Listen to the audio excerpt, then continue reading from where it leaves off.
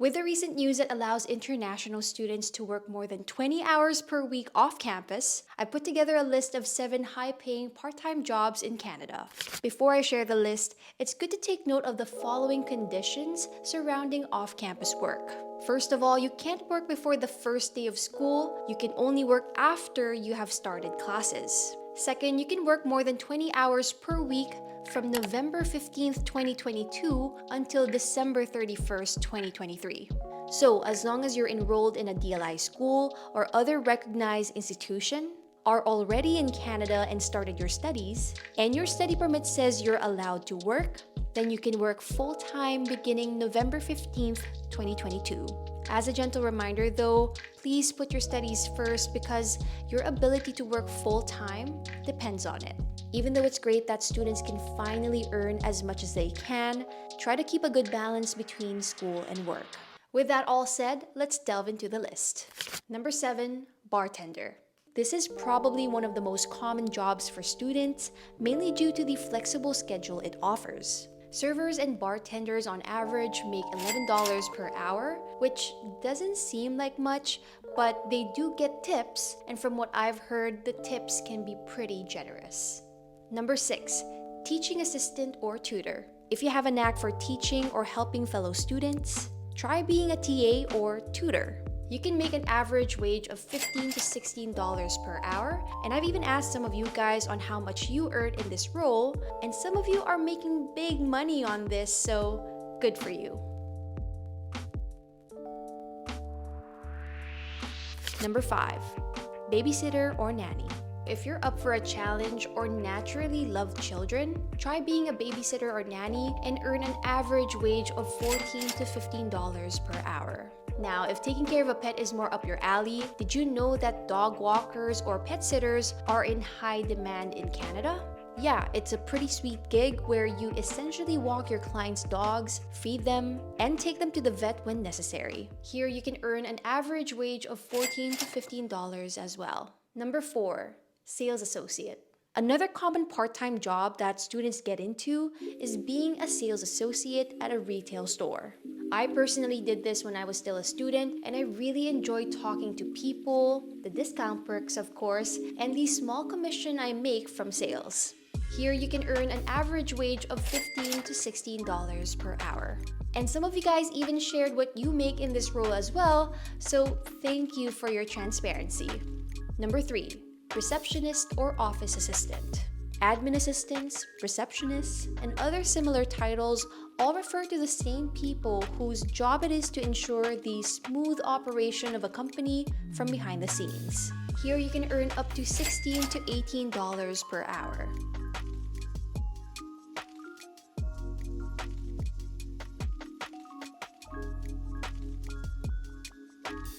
Number 2, delivery driver.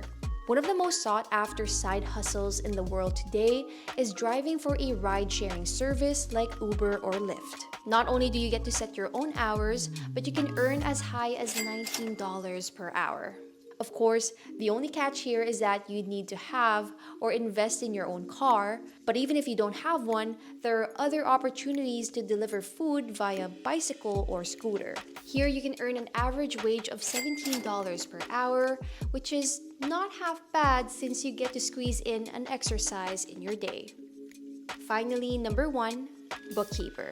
A bookkeeper's duties typically involve banking, recording transactions like purchases, sales revenue, invoices, payments, expenses, and yada yada. Which is why landing a job here is quite rewarding, where you can earn as high as $25 per hour. By the way guys, there are similar jobs that deal with money that you can get, and some of you were kind enough to share your experiences in those areas too.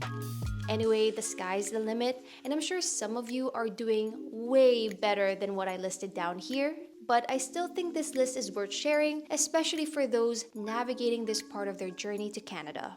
For those of you who are making bank, or for those of you who just want to share their experience, do let us know your part-time job and how much you earn per hour in the comments down below so that other students can benefit from this info. Now, you may be wondering, where do you even find these jobs? Well, I'll give you 5. Number 1, online job portals. Online job search tools such as LinkedIn, Indeed, or Monster can give you access to a wide array of options with a touch of a finger. Plus, you can customize your preferences, for example, location or type of work, to narrow down your search. Just make sure to prepare a detailed resume and cover letter, and if you need guidance, you can watch some of my older videos on this, sharing tips from industry experts. Number 2, social media or internet. Yep, I think there is nothing that social media can't do at this point. There are so many dedicated social media pages and groups where people share job postings, but just be vigilant when you search for jobs online to avoid being scammed. Number 3, bulletin boards. The most common place to see postings for available jobs on campus is your school's bulletin board. Nowadays, there are even digital bulletin boards or e-newsletters that help students easily access job leads offered in school. Number 4, networking. Sometimes it's not what you know, but who you know. Find suitable part-time jobs by asking fellow classmates, colleagues, or teachers, as I'm sure they might know someone who is looking for your skills. Finally, number 5, and this is quite underrated to say, but invest in yourself. Sometimes it's better to hone your skills and build a portfolio that attracts businesses looking for someone like you. To be honest, it does take time to grow, and a lot of dedication is required to see this through before it bears any fruit. As a student, this may be a bigger mountain to climb, especially since we're juggling school, work, and immigration all at the same time. But try to chip at it day by day, because you never know what it might lead to. I'm sure glad I did, because I found you guys, and with your support, I am able to make a living from content creation. So thank you so much for being here. Anyway, that's it. That's all I have for today. And again, if you have any tips for our fellow students out there, by all means, leave a comment down below. Anyway, thank you so much for watching. Be safe and be kind. And as always, I'll see you in the next video. Cheers.